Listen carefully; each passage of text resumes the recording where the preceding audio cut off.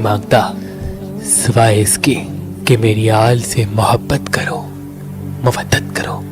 لیکن حضور صلی اللہ علیہ وآلہ وسلم کی رحلت کے بعد زمانہ بدل گیا، مدینہ بدل گیا، وہ مدینے والے لوگ بدل گئے۔ 15 رمضان 3 ہجری بمطابق 1 دسمبر 625 عیسوی اللہ پاک نے اپنے حبیب کو پہلا نواسہ عطا کر دیا، جس کو اللہ کے حبیب نے اپنی گود میں لے کے حسن کے نام سے نواز دیا، اور آج تک اس سبط رسول جنت کے جوانوں کے سردار کو حسن ابن علی کے نام سے یاد کیا جاتا ہے۔ تاریخ نے لکھا امام حسن علیہ السلام سے آپ صلی اللہ علیہ وآلہ وسلم بہت پیار کیا کرتے تھے، اپنے کندھوں پہ سوار کیا کرتے تھے۔ جب بھی امام حسن کی آنکھ کھلتی وہ فوراً اپنے نانا رسول اللہ کی گود میں آ کے بیٹھ جاتے۔ حضور پاک صلی اللہ علیہ وآلہ وسلم زمانے کو بتاتے تھے کہ یہ میرا نواسہ مجھ سے بہت پیار کرتا ہے اور میں اس سے۔ یاد رکھنا، جو اس حسن کو دوست رکھے گا اس نے مجھ محمد سے دوستی کر لی، اور جس نے مجھ محمد سے دوستی کر لی اس نے اللہ سے دوستی کر لی۔ آپ اکثر امام حسن کا چہرہ مبارک چوما کرتے تھے۔ امام حسن علیہ السلام کو حضور صلی اللہ علیہ وآلہ وسلم کی اتنی عادت ہو گئی کہ آپ رسول اللہ کے بغیر سویا نہیں کرتے تھے۔ حضور صلی اللہ علیہ وآلہ وسلم اپنے بازوؤں پہ یا اپنے سینے پہ امام حسن کو سلایا کرتے اور بہت پیار کیا کرتے۔ ابھی بچپنا گزر ہی رہا تھا کہ آپ کی عمر مبارک 7 سال 5 ماہ اور 16 دن کی ہو گئی۔ سن 11 ہجری آپ صلی اللہ علیہ وآلہ وسلم نے امام علی کی گود میں سر رکھ کے فرمایا، اے علی، میرے بعد میری امت تجھ پہ ستم ڈھائے گی، لیکن تم صبر کرنا۔ جہاں دنیا دار دنیا اختیار کر لے تو تم دین اختیار کیے رہنا۔ اور آپ صلی اللہ علیہ وآلہ وسلم دار الفنا سے دار البقا کی طرف کوچ کر گئے۔ رسول اللہ کی رحلت کے بعد جس مدینے میں آل محمد کا بہت احترام ہوا کرتا تھا، وہ لوگ دھیرے دھیرے اس طرح سے بدل گئے جیسے وہ آل محمد کو پہچانتے تک نہ ہو۔ ایک مرتبہ امام حسن دیکھ رہے تھے کہ گھر میں امام علی آئے تو آپ کی والدہ زار و قطار رو کر امام علی کو سلام کرتی ہے۔ جیسے ہی سلام کرتی ہے تو امام علی کہتے ہیں، فاطمہ رو کیوں رہی ہو؟ بی بی فاطمہ زہرا فرماتی ہیں، یا علی، آج میں نے فضا سے سنا کہ مدینے کے لوگ آپ کو سلام تک نہیں کرتے، تو میں بنت رسول اللہ آپ کو سلام کرتی ہوں۔ بس یہ کہنا تھا تو امام علی بھی زار و قطار رونے لگے اور رو کے فرمایا، اے بنت رسول اللہ، غربت یہ نہیں کہ لوگ مجھے سلام نہیں کرتے، بلکہ غربت تو یہ ہے کہ میں علی اگر کسی کو سلام کرتا ہوں تو لوگ مجھ علی کو سلام کا جواب تک نہیں دیتے۔ امام حسن ان تمام باتوں کو سنتے تھے اور تنہائی میں اپنے نانا کو یاد کیا کرتے تھے اور زار و قطار روتے تھے۔ بس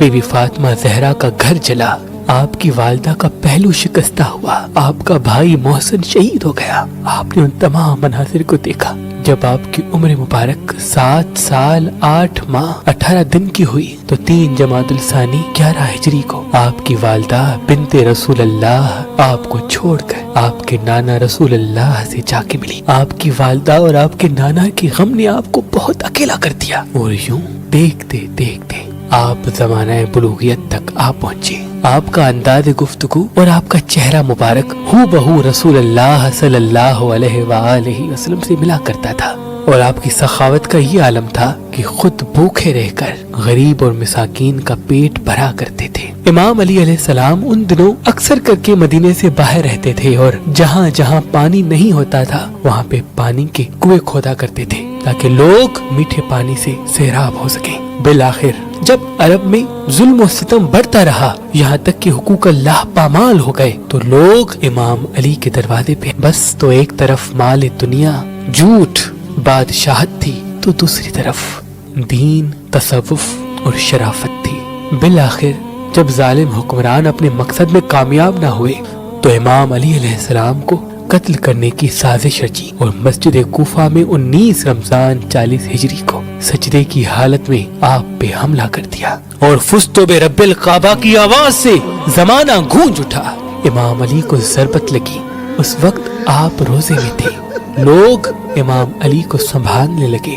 تو امام علی نے فوراً اپنے بڑے بیٹے حسن سے کہا، حسن پہلے نماز ختم کراؤ، اس کے بعد مجھے اپنے گھر لے چلو۔ امام حسن علیہ السلام نے نماز ختم کر کے اپنے بابا علی ابن ابی طالب کو گھر لے کے آئے۔ آپ بستر شہادت میں تھے اور اپنے بیٹے حسن ابن علی سے فرماتے ہیں، اے حسن یاد رکھنا، میرے بعد تیرے نانا کی امت تیرے سامنے تیرے بابا کو گالیاں دے گی، تجھے گالیاں دے گی، لیکن اے حسن تم صبر کرنا۔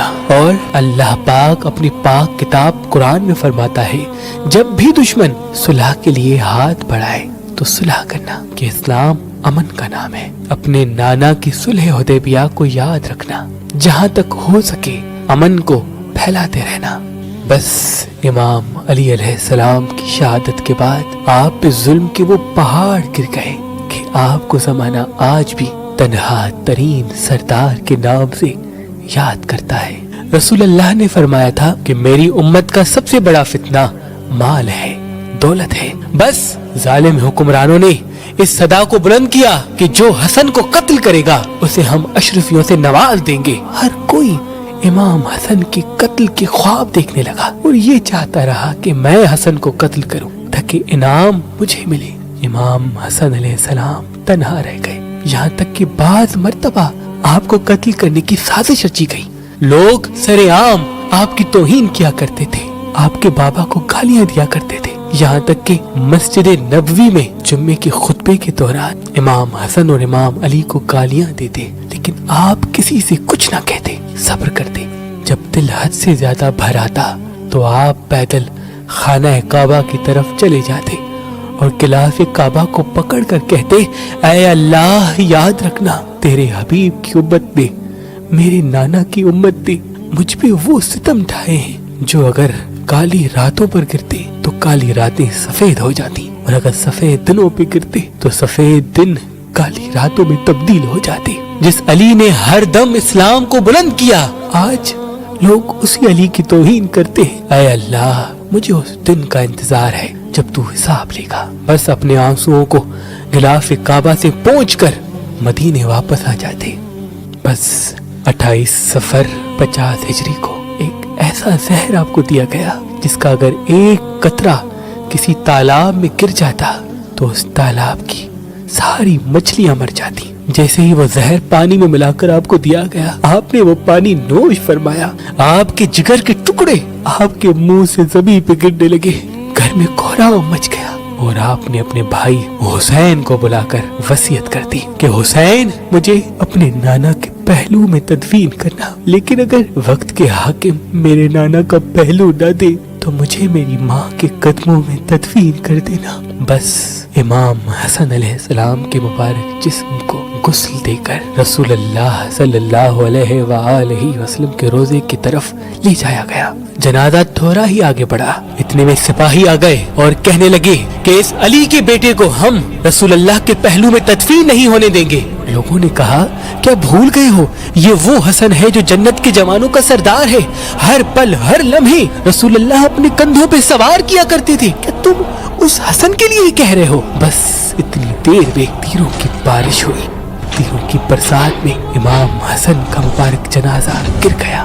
اتنے میں جناب عباس نے تلوار نیام سے نکالی۔ امام حسین نے کہا، عباس ٹھہرو، صبر کرو۔ میرے بھائی حسن نے کہا، اگر مجھے میرے نانا کا پہلو نہ ملے تو جنگ نہ کرنا، بس میرے جسم کو میری ماں کے قدموں میں تدفین کر دینا، چلو جنت البقیہ کی طرف۔ بس امام حسن کی مبارک جنازے کو جنت البقیہ میں تدفین کر دیا گیا۔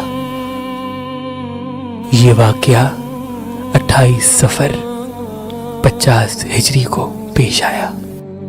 سلام ہو اس غریب نوازے پر جس کو اپنے نانا کا پہلو تک نصیب نہ ہوا، نصیب نہ ہوا، نصیب نہ ہوا۔ اللہ پاک نے اس زمین پہ انسانوں کے لیے ہزاروں نعمتیں عطا کی، ان نعمتوں میں ایک نعمت نیلم پتھر ہے۔ اللہ کے ولی حضرت شاہ شمس تبریز نے فرمایا، جو انسان نیلم پتھر کو زحل کی انگلی میں پہنے گا تو اس کے سامنے دوسرے انسانوں کے چہرے واضح ہو جائیں گے، کون اس کا اپنا ہے اور کون اس کا دشمن وہ ایک جھلک میں پہچان لے گا. تبھی اس پتھر کو انسان پہچاننے کا پتھر بھی کہا جاتا ہے. تو ابھی ہماری ویب سائٹ meherbani.com پہ آئیں اور یہ پتھر حاصل کریں. آپ اپنا لکی پتھر ہماری اپلیکیشن جو گوگل پلے اسٹور اور آئی فون ایپ اسٹور پہ موجود ہے ان سے بھی حاصل کر سکتے ہیں. مزید معلومات کے لیے ہمارے نمبر پہ کال کریں. اللہ آپ کو سلامت رکھے. اللہ آپ کو سلامت رکھے. اللہ